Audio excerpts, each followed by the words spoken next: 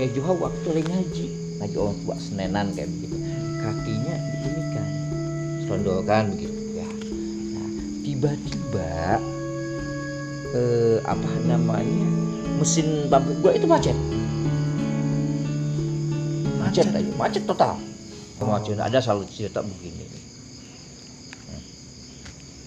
Ceritanya santrinya Kiai Joha itu zaman dulu namanya juga anak-anak kan ya, iseng-iseng ngambil tebu, ya punyanya pabrik tebu, pabrik gula. Nah, ditangkep kan. Kiai Joha sebagai kiainya kan nggak terima tuh. Memang salahnya, tetap nyolong, hukumnya tetap nyolong. Tapi kok sampai segitunya sih, kan cuma tebu. Nah, itu dengar begitu, Kiai Joha waktu lagi ngaji orang tua Senenan kayak begitu, kakinya diinikan, selondolkan begitu ya. Nah, tiba-tiba apa namanya, mesin pabrik gula itu macet aja, macet total, produksi total, sampai engineer dari Belanda itu didatangkan, total produksi rugi total, nggak berjalan. Walaupun ahlinya udah engineer sampai tim spiritualnya semua ya itu didatangkan, satu pun nggak ada yang bisa. Nah, kemudian ada iseng-iseng salah satu pekerja ya, mungkin kulit di situ ngobrol, menil atau ke apa administrator di situ kan ya, ADM-nya, coba sih ke sana pesantren Balewante ke Kiai Joha ya, barangkali bisa. Nah, datanglah ke sini Belanda itu, kita begitu bilang ya udah ya ceritain kamu begitu. Nah, ya udah kamu pulang, mesin kamu dijalankan sana, udah jalankan aja katanya. Utusan belum nyampe kan, mesin udah jalan. Itu kalau hal-hal kita kalau banyak diceritakan kaumnya yang bagaimana banyak sekali gitu. Kayak ya salah satunya ada satu karya fenomenal beliau ya yang membahas tentang Jumat, tentang wadah Jumat. Kitabnya namanya kan Sabil Huda ya. Oh, itu karya yang Joha. Karya yang Joha. Ya, enggak namanya di Balewante, khususnya Cirebon, Kabupaten Cirebon ya. Indramayu masih Indramayu Majalengka Sumedang tuh kan masih ada namanya sholat Jumatnya pakai muadah. Nah, itu karya fenomenal ini. Nah, hal itu kok nak sampai diramaikan zaman dulu itu tentang Jumat, tentang Toriko itu sampai di pengadilan Belanda. Di sidang ya. Gitu. Persoalan Kiai Joha itu pernah sampai persoalan Toriko ya sampai di sidang di Belanda dulu masih itu. Karena sangat berpengaruh. Karena takut untuk melawan. Karena beliau juga pejuang kemerdekaan untuk melawan kolonial Belanda. Nah, itu kan Mbah Johar ini kan selagi beliau itu alim ulama, aulia lah, seorang alim pada zamannya. Beliau juga terkenal dengan kesaktiannya, karomahnya itu. Beliau alim, ulama, alim al-alama ya. Jadi beliau ini orang yang punya ilmu ya, juga pelaku ilmu, pengamal ya, beliau satu. Di bidang keilmuan beliau al-alim al-alama. Di bidang agnia, orang kaya. Jadi pada zamannya Kiai Joha itu ulama kaya, kiai kaya. Satu bukti kan? Iya. Rumah beliau itu baru 1-2 yang kita lihat. Banyak. Rumahnya besar-besar, modalnya Belanda semua. Dan dulu keretanya itu sandalwood semua, kuda-kuda Australia semua. Kuda-kudanya. Iya, kuda-kudanya Kiai Joha. Rumahnya itu dari segi ininya. Dari segi sufinya, beliau mursyid Thariqah Syatariah wa Muhammadiyah.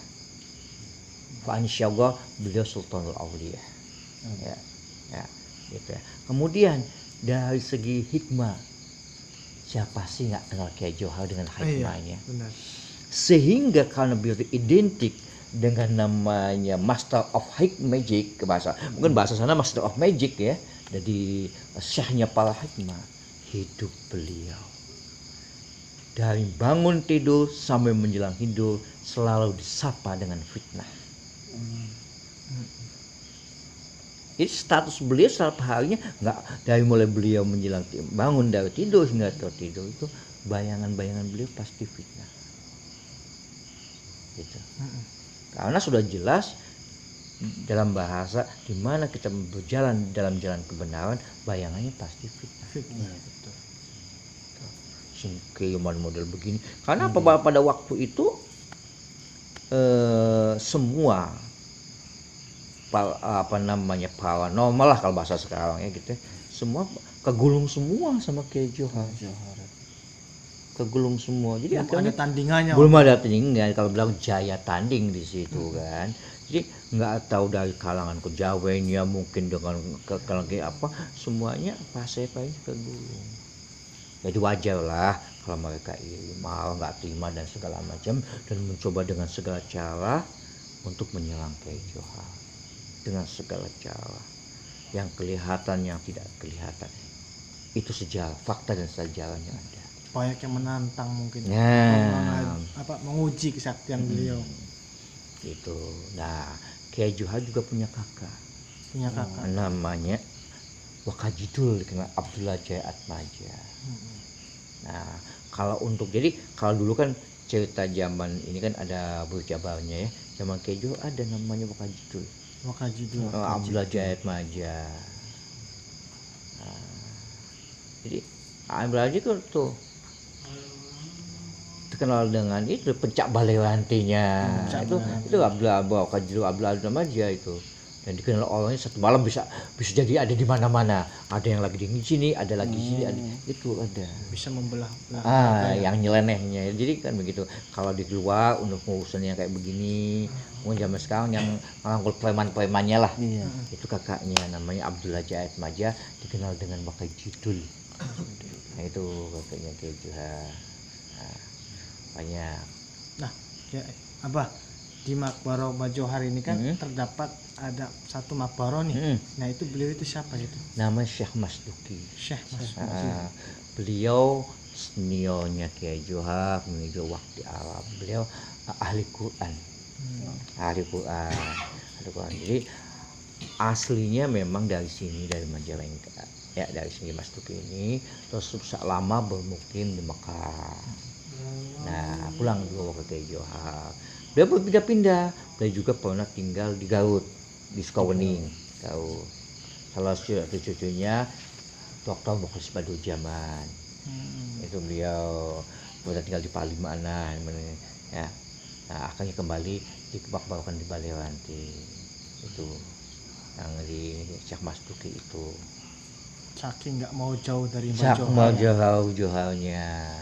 Dulunya gurunya Mbak Johar. Jadi ya di konsumo Khalid lah. Perjuangan saling ini kan begitu. Kemana-mana ya kan kembali bareng lagi kan begitu. Mbak Johar juga terkenal dermawannya ya. So pasti. Karena cerita orang tua saya itu bahwasanya Mbak Johar itu hobinya ketika keluar itu selalu memberi santunan ke orang-orang yang tidak mampu.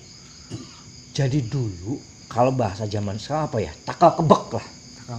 Takal kebek kalau zaman sekarang. Jadi dulu orang-orang sini segala macam ditanggung.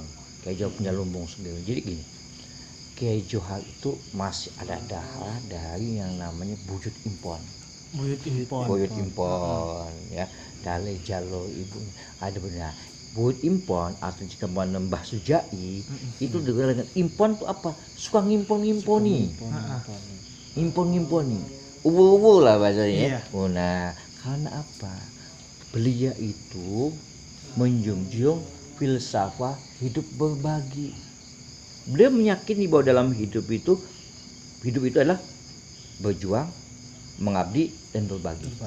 Nah, dia berbagi. Berbagi beliau bukan cuma ilmunya, doanya, bahkan harta bendanya.